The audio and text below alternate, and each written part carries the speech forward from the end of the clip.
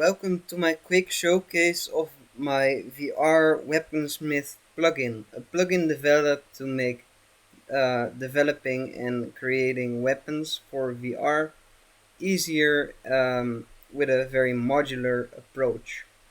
So I'm gonna walk you through the uh, bare basics of what this plugin has to offer, starting with the data assets. Data assets are mainly used to store well data, but in this case we'll be using them to create our weapons instead of using blueprints as one traditionally would do, giving a lot more uh, optimized workflow. Well, let's take a look. So this is the uh, assault rifle. As you can see, I have made a custom editor using Slate, Unreal's code for making custom editors and custom windows.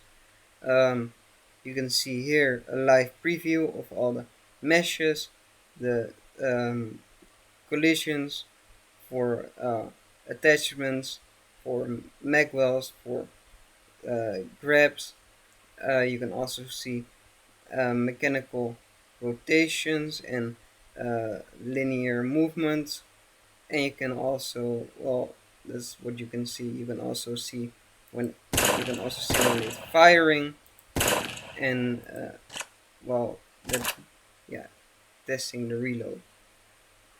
um then over here in the weapon assembly panel, you have three main tabs. You have the global weapon settings, where you can name your weapon, give it a state tree, which is basically the brain of the gun, which I'll explain later.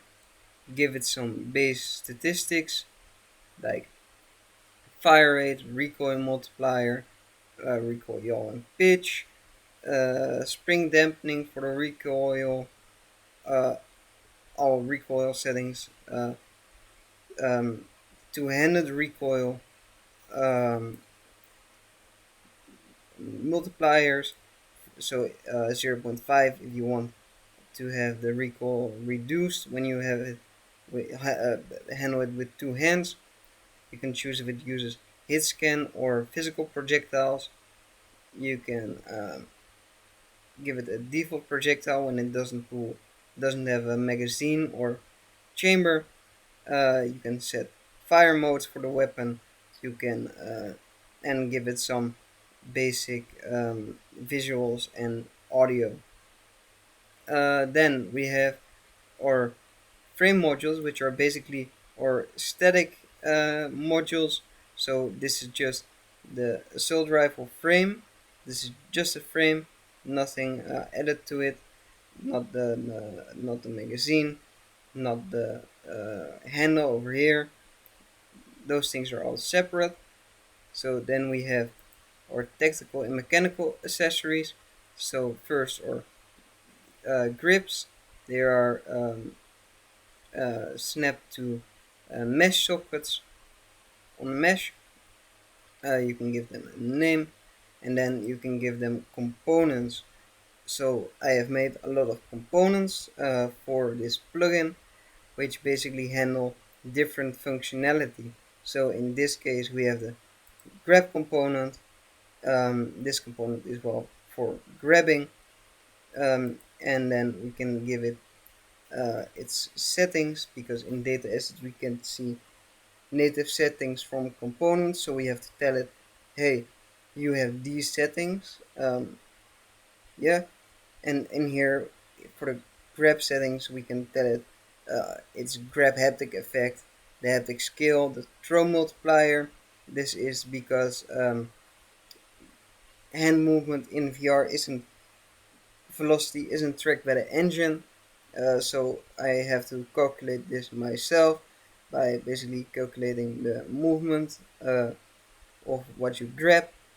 You can say if it attaches owner on grab to the well, if it attaches the gun to the hand in this case, Um, you can have other settings, so grab sound if you want that. You can change the box extents for the grab collision. You can give it additional sockets, uh, for example for the right and left hand, different one. You can tell it to use smooth grab, which is basically lurping towards the grab instead of snapping to it, and you can offset it if you want.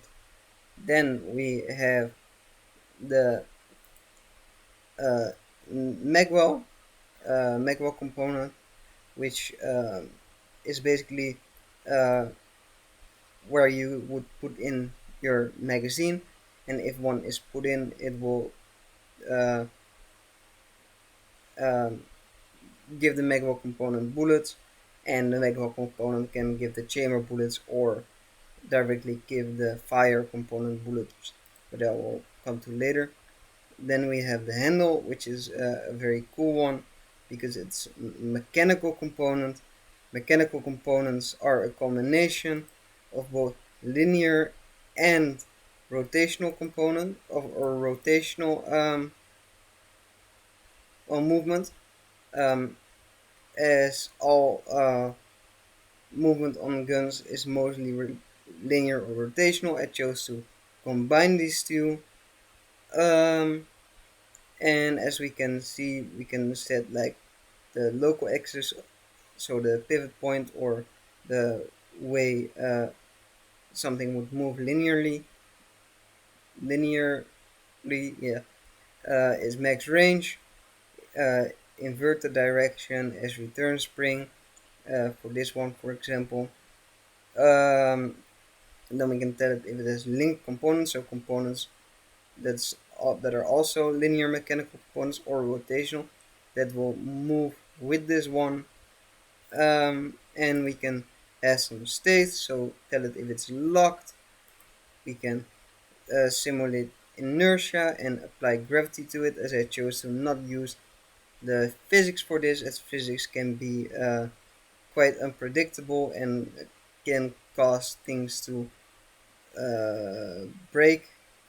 Then we have events that it fires, so this one is event max and event min. So basically, when it reaches max or min, it will fire these events.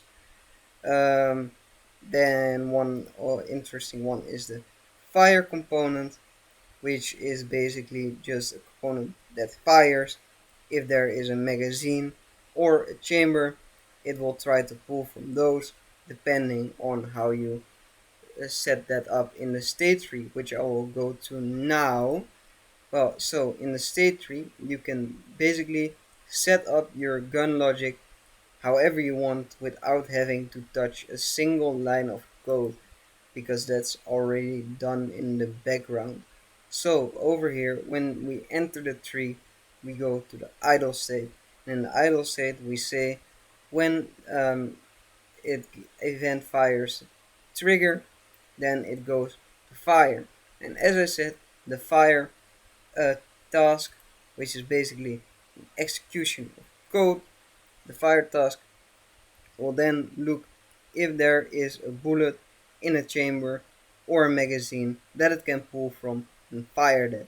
In this case, we tell it to only fire from the chamber, so when you fire, it will do nothing unless there's a bullet in the chamber right now. You can also tell it to have a specific chamber or a specific fire component, or if you have multiple chambers or fire components for double barrel shotguns, for example. And we have the eject round task, which will eject the round. So you enter the fire, we check if there's nothing, we fail. If there's something, we continue to chamber a new bullet.